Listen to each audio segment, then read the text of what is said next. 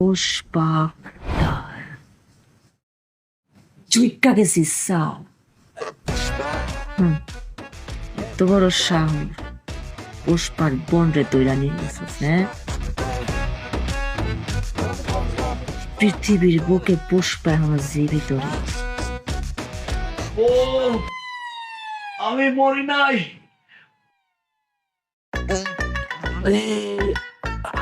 স্বামী হ্যাঁ? তুমি অন্য করে আমি এখানে কে রে?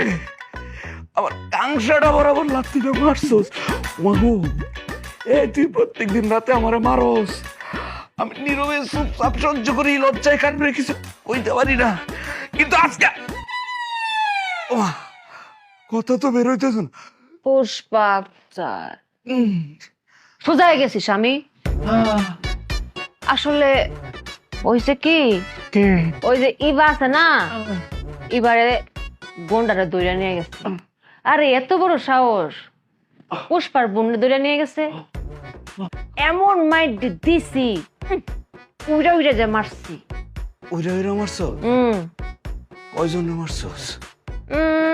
বোনটা ৬-৭ জন হইব। কই মারছস? স্বপ্নে হ্যাঁ? ওরে আল্লাহ রে, কে রে? এই ৬-৭ জনের মার আমার শরীরে পড়ছে। আরে তুমি ৬-৭ জনের মায়ের খায় এখনো জীবিত? জীবিত কেমনে আছে আমি জানি না, আমার শরীর জানে, আমার শরীর। ভগবান শোন, সকালটা হোক, সকালটা খালি হোক, আমি মার কাছে কমু, তোর নামে বিচার দিব যে তুই প্রতিদিন রাইতে আমার মারস। আমি আর সহ্য করতে পারতেছি না যে কোনোদিন আমি টুল্লুট করে মরে যাবো গা। পুষ্পা কাউরে ভয় পাই নাকি? হ্যাঁ, পুষ্পা তার জুইকা গিয়া মাপ চালামো। খাও, বাতাস খাও, গাছের নিচে বসে বসে প্রকৃতি উপভোগ করো। এদিকটা দিন কেমনে কাটে, রাত কেমনে কাটে, কোনো খবর আছে তোমার? কে রে, তোরে তুমি বালাই দেখতেছি, তোর হিরাবার কি হইতো? কেক চালাইছে আম্মা, কেক চালাইছে। আমার শরীরে হাড্ডি গুড্ডি কলকবজা একটা জাগাত নাই, সব নইরা গেছে গা।